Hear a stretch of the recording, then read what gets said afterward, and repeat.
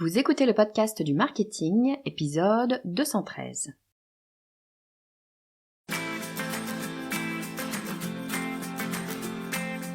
Bonjour et bienvenue.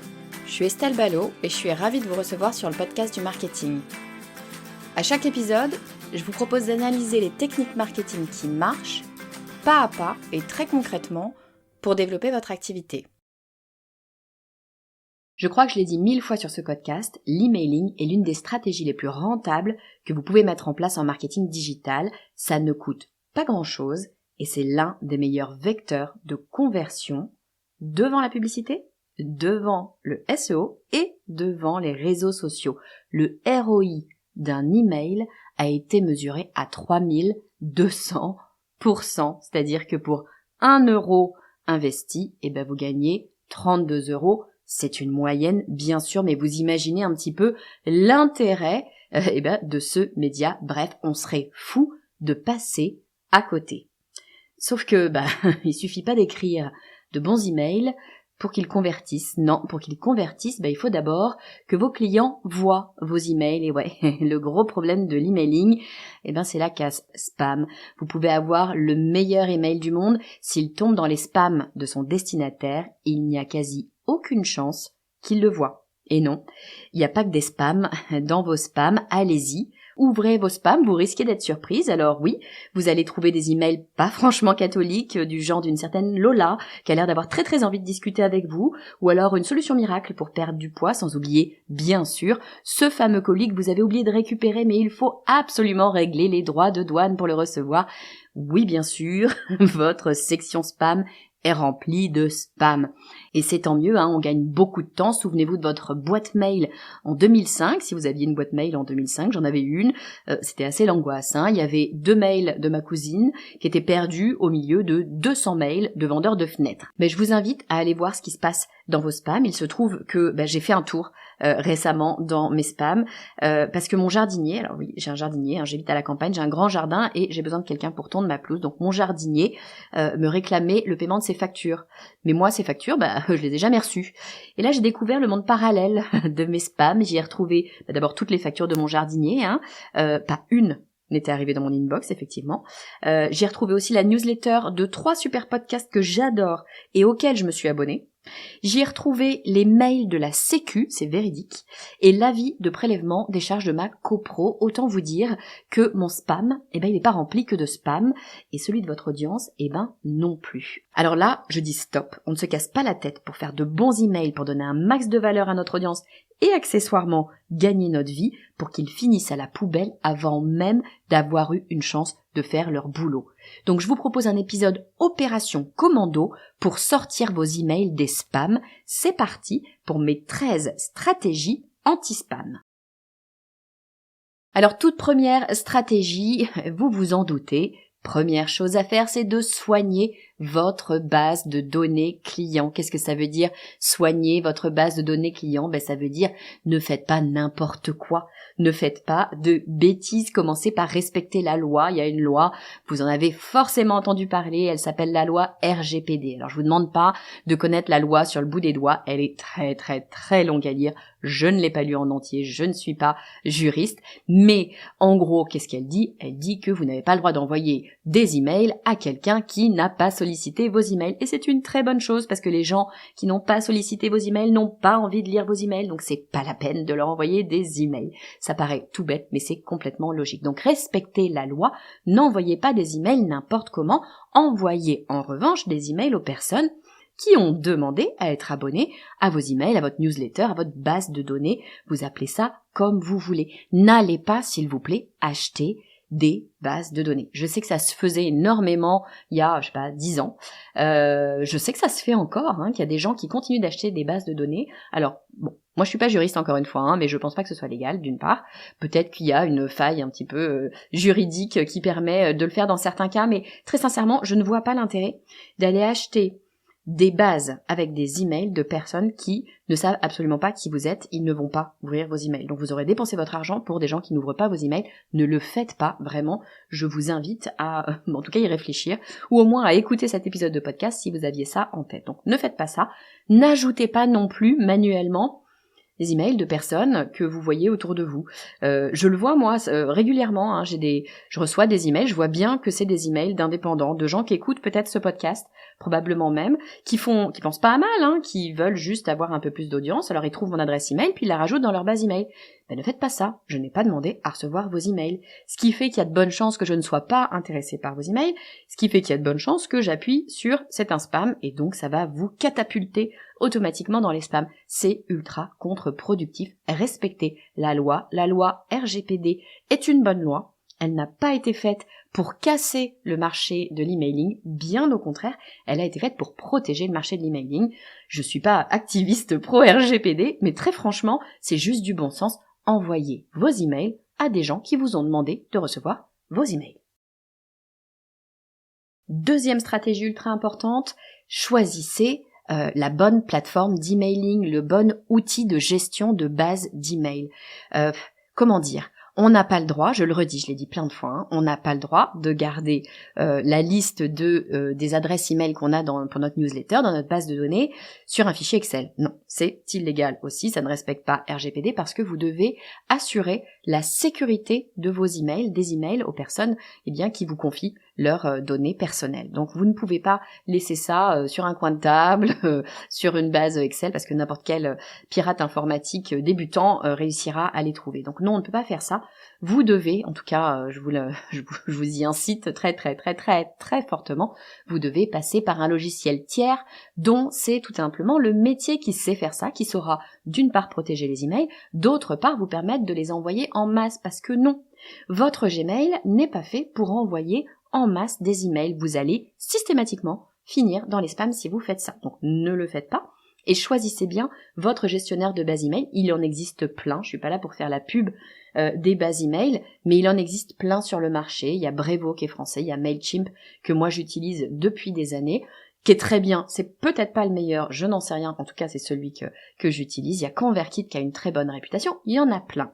Donc faites votre marché, allez voir ce qui vous convient, il y a un petit peu tous les prix, il y a beaucoup de solutions gratuites en tout cas au début, et il y a des solutions assez onéreuses qu'on peut trouver après, mais qui proposent bien évidemment d'autres services. Allez regarder ce qu'il vous faut, mais choisissez bien. Et moi j'invite tout le monde à chaque fois, et d'ailleurs pas que pour ça, hein, pour choisir ses partenaires de façon générale, je vous invite à bien vous assurer d'une part bien sûr qu'ils proposent les services que vous attendez, ça paraît logique, mais d'autre part que, en tout cas si vous ne connaissez pas ces partenaires, de choisir un partenaire suffisamment gros. Ce que je veux dire par un partenaire suffisamment gros, c'est un partenaire qui a les épaules pour être là encore demain et après-demain, de façon à ce que vous ne construisiez pas tout un modèle pour voir ce modèle s'écraser dans 1 an et demi, quand vous aurez bien fait décoller votre entreprise, ce serait un peu dommage. Et puis un partenaire suffisamment gros pour que les éventuels blocages, les éventuelles difficultés, ou les astuces d'ailleurs, aient été documentés sur Internet. Bah oui, Internet c'est un peu quand même une grande boîte magique où on va trouver plein de conseils de plein de gens. Il y a énormément de gens qui documentent leurs recherches sur Internet. Donc quand vous trouvez un problème, quand vous vous trouvez face à une question que vous n'arrivez pas à solutionner, typiquement je suis sur ma base email, j'essaye de faire ça mais je sais pas comment faire, tapez sur Google. Généralement si vous êtes sur un gros fournisseur de gestion de base email, vous avez la réponse quelque part parce qu'il y a quelqu'un d'autre qui s'est posé la même question et qui l'a documenté. Typiquement sur Mailchimp, je le redis, Mailchimp est très décrié par plein de gens. Moi, il se trouve que je suis dessus depuis 10 ans, donc je vais pas changer maintenant a priori. Mais bon, il arrive parfois qu'on soit bloqué, qu'on se dise tiens, j'aimerais bien faire ça, mais je sais pas trop comment faire, j'arrive pas à trouver. Quand vous tapez sur Google, dans 90% des cas, il y a quelqu'un qui a cherché la même chose et qui a documenté. C'est ultra facile de trouver des réponses. Quand c'est un tout petit gestionnaire de base email, il a peut-être une solution aussi.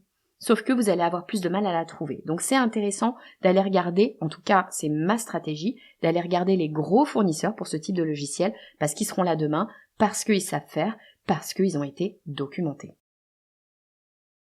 Troisième stratégie, éviter les mots spam. Alors qu'est-ce que c'est les mots spam ? Il y a des mots, figurez-vous, qu'il ne faut pas employer. Il y a des mots qui sont un petit peu bannis, il y a des mots qui veulent dire arnaque, qui veulent dire spam, qui veulent dire vente au forceps.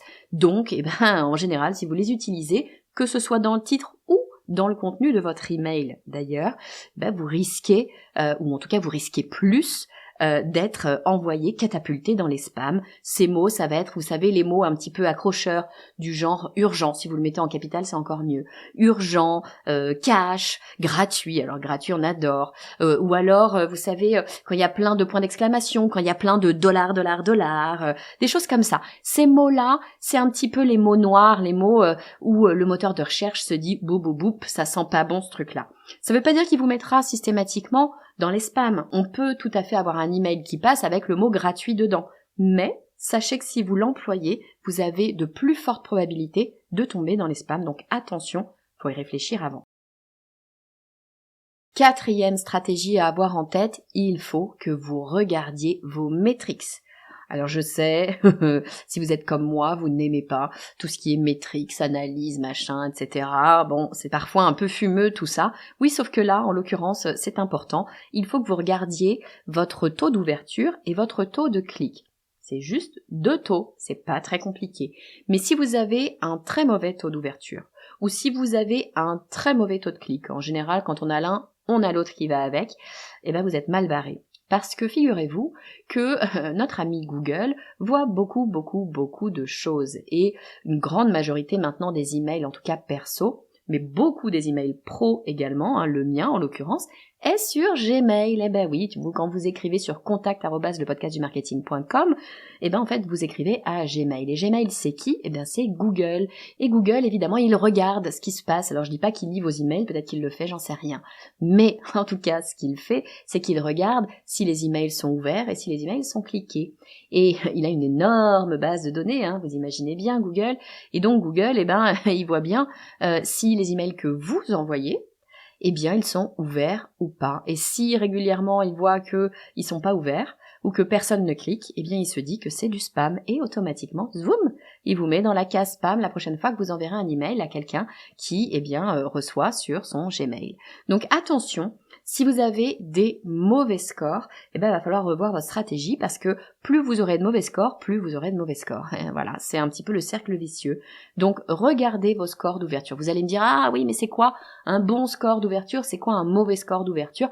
C'est très difficile de vous dire ce qui est un bon, un mauvais. Sur Mailchimp, en l'occurrence, pardon, je fais pas la pub de Mailchimp, c'est juste que je sais parce que je l'utilise. Sur Mailchimp, il vous donne des taux, on dira, classiques, entre guillemets, selon votre industrie. Donc vous pouvez retrouver. Sur Internet, d'ailleurs, vous avez des listings comme ça de taux par industrie. Ça peut être intéressant. Mais de façon très générale, si vous êtes en dessous de 20% de taux d'ouverture, franchement, c'est pas bon du tout. Si en plus de ça, votre base email est pas très grosse, c'est-à-dire que vous êtes en dessous de, par exemple, 1000 contacts et que vous êtes en dessous de 30%, c'est pas bon non plus. Parce qu'évidemment, quand on a moins d'utilisateurs, le taux d'ouverture doit être plus élevé parce que dedans, il y a votre cousine, votre voisin et votre meilleure copine qui, elles, ouvriront systématiquement vos emails parce qu'elles sont sympas. Donc, attention à vos taux d'ouverture, attention à vos taux de clic. S'ils sont mauvais, il va falloir que vous changiez votre stratégie, que vous envoyez de meilleurs mails peut-être, ou que vous réfléchissiez à pourquoi est-ce que les gens n'ouvrent pas vos emails, parce que plus ils refuseront d'ouvrir vos emails, moins de personnes verront vos emails et donc ouvriront vos emails, donc ça risque de descendre encore plus. 5e stratégie, allez, c'est pas une stratégie, c'est encore une fois un truc évident, mais je me permets de le dire parce que je vois encore des emails passer sans lien de désabonnement. Encore une fois, c'est la loi RGPD, mais je le redis, vous devez avoir dans chacun des emails que vous envoyez en masse, pas forcément vos emails perso, des emails que vous envoyez en masse à votre audience. Attention, que cette audience soit commercialisée ou non, vous ayez un truc à vendre ou non, on s'en fiche. Dès lors que vous envoyez à plusieurs personnes en masse donc un email, eh bien vous devez avoir un lien de désabonnement qui doit être clair, simple, évident, sur lequel la personne a juste à cliquer pour pouvoir sortir de votre base email. Elle ne doit pas avoir à vous envoyer un email pour vous dire de la retirer. Même si ça vous semble simple, c'est pas ça et c'est la loi. Donc, absolument avoir un lien clairement identifié permettant à la personne de se désabonner. 6e stratégie, évitez de mettre des pièces jointes dans votre email. Alors je sais, des fois on a besoin d'envoyer une pièce jointe parce que on a de la valeur, on veut envoyer quelque chose, un PDF qui est super intéressant, regardez-le, vous allez voir, ça va vous donner plein de valeur, etc. Oui, mais le problème, c'est que les moteurs de recherche, eux, quand ils voient pièces jointes, ils pensent à un truc horrible qui s'appelle un virus. Et les virus, dans le digital, évidemment, on n'aime pas trop ça. Donc, dès qu'il y a une pièce jointe, il y a de bonnes chances pour qu'on vous mette dans les spams pour éviter le sacro-saint virus qui vient nous casser les pieds. Donc, ne mettez pas de pièce jointe. Alors vous allez me dire, d'accord Estelle, mais moi si j'ai besoin de mettre une pièce jointe, j'ai promis à mon audience de leur envoyer un super PDF qui va leur donner plein de valeur. Je vous dis pas qu'il faut pas envoyer de documents. Encore une fois, moi, si ça peut donner de la valeur à votre audience, je trouve toujours que c'est intéressant. Mais il y a d'autres moyens de le faire. Vous pouvez tout simplement partager un lien.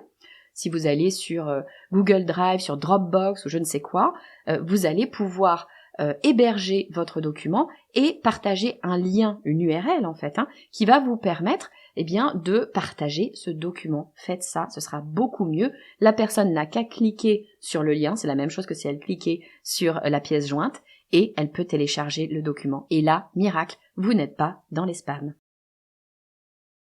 Stratégie numéro 7, arrêtez de penser qu'une newsletter, ça doit être un magazine sur papier glacé avec plein de super photos et images de partout. C'est une énorme erreur parce qu'encore une fois, les images, ça veut souvent dire spam. Si vous avez plein de photos dans tous les sens, les moteurs de recherche vont se dire que vous survendez quelque chose, que c'est probablement des spams. Et même s'ils pensent pas que c'est des spams, bien souvent, ils bloquent les images. Vous avez peut-être ça, notamment sur Yahoo. Moi, j'ai mon adresse perso qui est sur Yahoo et systématiquement, les images sont bloquées. Je peux les débloquer, mais il faut que moi, je fasse une manip pour les débloquer. Le problème, c'est que si vous avez mis le corps de votre message, des informations importantes dans une image, il y a de bonnes chances que votre audience ne l'ait pas vu et donc ne l'ait pas compris. Et si elle ne comprend pas vos emails, il y a de bonnes chances qu'elle vous mette dans les spams elle-même. Donc attention aux images bloquées. Troisième élément avec cette histoire d'image, c'est que on va se dire les choses. Un email que vous recevez, un email normal de votre voisin de bureau, de votre cousine, de je ne sais qui, en général, il n'y a pas d'image dedans. Ce sont les emails commerciaux qui ont des images. Donc, un email normal, bien souvent, c'est tout simplement du texte. Et ça veut dire quoi? Ça veut dire qu'il y a une vraie personne derrière qui écrit. Ou en tout cas, c'est l'imaginaire qu'on a derrière ça. Donc moi, je vous invite à tester. Faites-le tester, vous verrez ce que ça donne pour vous. Mais testez l'email seul, en texte seul, sans image, pour voir si ça va pas changer la relation qu'a votre destinataire avec vous, parce que tout simplement, il va imaginer la personne qui a écrit et pas imaginer le produit. Stratégie numéro 8, faites en sorte que le destinataire, justement, il n'aille pas dire que vous lui envoyez des spams. Oui, ça arrive, effectivement, que la personne, clique sur spam. Par exemple, parce qu'elle ne se souvient absolument pas de qui vous êtes et elle ne se souvient pas non plus qu'elle a donné son email, donné l'autorisation pour recevoir des emails de votre part. Oui, ça arrive et ça arrive assez souvent lorsque vous laissez trop de temps s'écouler entre deux emails. Si vous n'envoyez un email à votre base email que pour son anniversaire ou une fois tous les 6 mois, très sincèrement, il y a peu de chances qu'elle se souvienne de vous, il y a peu de chances qu'elle se souvienne qu'elle s'est abonnée. Et dans ces cas-là, vous avez toutes les chances qu'elle appuie sur « Ceci est un spam ». Évitez de faire ça. Envoyez régulièrement des emails à votre audience. Vous n'avez pas besoin d'avoir quelque chose à vendre pour envoyer un email. Je vous encourage même fortement à envoyer des emails sans vendre quoi que ce soit et de temps en temps, un email qui vend des choses. De cette façon, votre audience aura l'habitude de recevoir vos emails et l'habitude d'ouvrir vos emails, voire l'habitude de cliquer dans vos emails. Je vous assure que votre taux de conversion, quand vous aurez un truc à vendre, sera bien plus élevé. Stratégie numéro 9, choisissez bien votre nom d'utilisateur. Oui, le nom d'utilisateur, le nom d'envoi par lequel vous envoyez ces emails est extrêmement important. Alors première chose, il faut faire attention à votre nom de domaine. Le nom de domaine associé à votre adresse email, il faut qu'il puisse être vérifié, que ce soit un vrai nom de domaine. Deuxième chose, il faut que ce soit cohérent. Si votre nom de domaine n'a rien à voir avec votre nom de marque, personne ne se souviendra de vous, personne ne saura que vous avez un nom commercial et un nom d'entreprise, et puis en fait tout le monde s'en fiche. Donc attention à être bien cohérent et à mettre le nom que votre audience connaît. Parce qu'il faut évidemment que ce nom il soit compris par l'utilisateur. Si vous mettez Estelle Ballot, alors peut-être qu'on connaîtra mon nom, j'en sais rien, mais si c'est quelqu'un qui écoute le podcast du marketing, peut-être qu'il faut que je mette Estelle du podcast du marketing. D'ailleurs, je sais plus ce que je mets. Mais peut-être que Estelle du podcast du marketing parlera beaucoup plus, c'est-à-dire un prénom éventuellement et le nom de la marque parlera plus que le prénom seul. Ou inversement, si on vous connaît par votre nom et que le nom de marque, franchement, c'est un peu accessoire, mettez votre nom, mettez pas le nom de marque. Ou en tout cas associez-le si vous souhaitez mettre le nom de marque, mais attention à être sûr que vous utilisez le nom que vos utilisateurs connaissent. Stratégie numéro 10, personnaliser le champ du destinataire. Là, il n'est plus question de vous, mais il est question de la personne qui reçoit votre email. Si vous avez une base d'email bien faite, il y a de bonnes chances que vous ayez demandé son prénom au moins à la personne qui vous donne son adresse email. Mettez son prénom dans le champ destinataire. Alors, si vous avez un bon gestionnaire de base email, il vous propose de le faire automatiquement, bien sûr, et ça ne veut pas nécessairement dire que vous le mettez dans le titre. Quoique vous pouvez le faire, c'est pas inintéressant, mais en tout cas, il faut plutôt que ce soit juste l'adresse email que vous renseignez, vous donnez l'adresse email plus le prénom. Si vous connaissez le prénom, les robots vont comprendre que, oui, évidemment, vous connaissez cette personne et cette personne vous a donné son prénom. Il y a de bonnes chances que vous ne soyez pas un spam.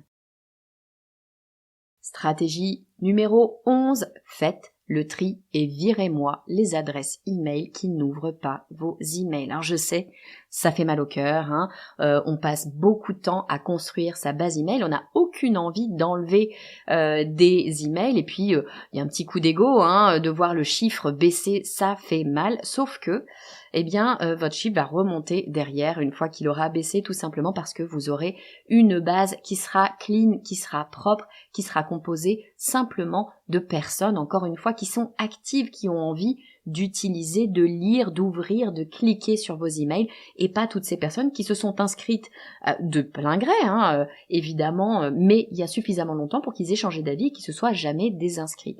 Du coup, les moteurs de recherche se disent « Oh là là, il y a que 15% des personnes qui ouvrent ces emails, c'est que ça doit être du spam. » Alors que non, c'est juste que ces gens-là sont là depuis tellement longtemps qu'ils sont passés à autre chose.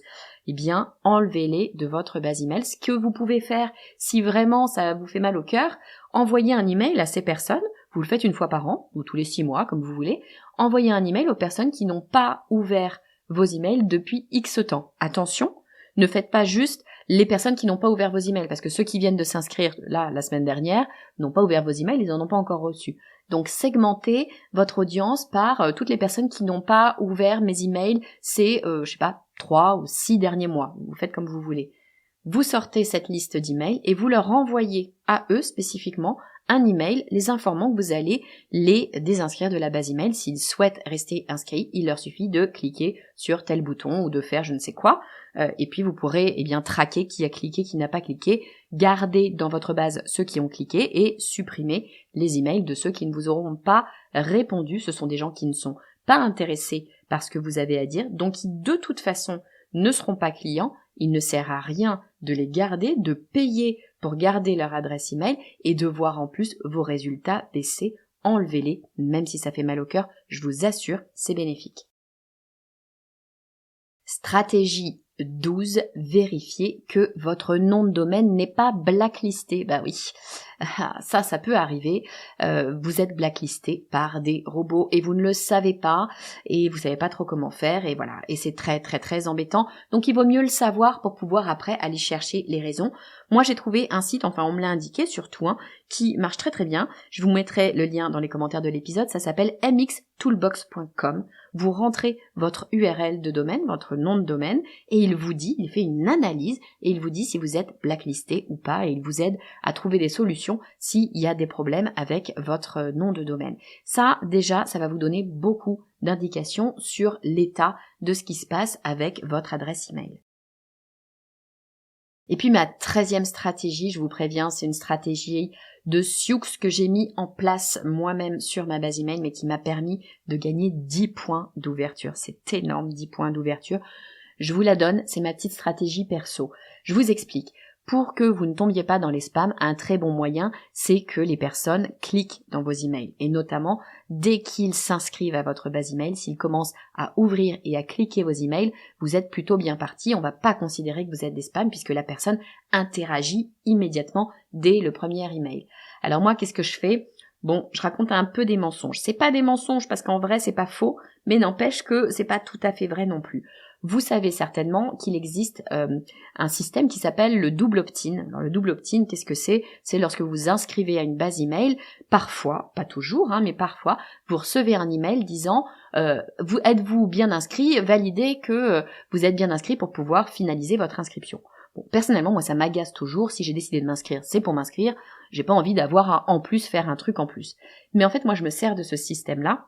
C'est-à-dire que le tout premier email que j'envoie lorsque quelqu'un s'inscrit, c'est un email dans lequel je lui dis « Je veux juste vérifier que vous n'êtes pas un robot, merci de cliquer ici pour me confirmer que vous êtes un être humain. » Je laisse entendre que si on ne clique pas, eh bien, on ne sera pas inscrit. Donc, il y a beaucoup de gens qui viennent de s'inscrire et qui se disent « Mon Dieu, c'est du double opt-in, c'est agaçant, mais il faut que je clique, sinon je vais pas être inscrit alors que j'ai demandé à être inscrit. » Alors évidemment, si les gens ne cliquent pas, je les désinscris pas, c'est pas un vrai double opt-in. Pardon, désolé, je fais un petit peu croire.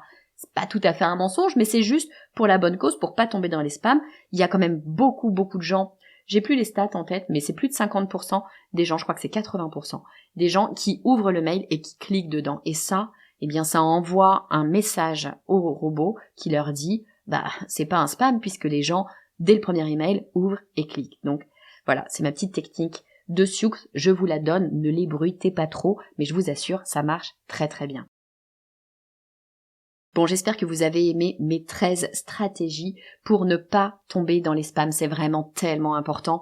Quand on écrit des emails, on se casse tellement la tête, c'est vrai, on se casse tellement la tête à trouver le bon titre, à trouver le bon sous-titre, à avoir un contenu pertinent, à construire cette base email, c'est vraiment écœurant de voir que la moitié de nos emails, n'arrivent tout simplement pas dans l'inbox de notre audience. Donc vraiment travailler des stratégies anti-spam, c'est crucial pour la pérennité finalement de votre base email. Je vous ai donné 13 stratégies, donc faites votre marché, vous n'êtes pas obligé de tout mettre en place, ça fait beaucoup, mais faites votre marché dedans et vous allez voir, ça va porter ses fruits, ça va changer les choses pour les taux d'ouverture de vos emails.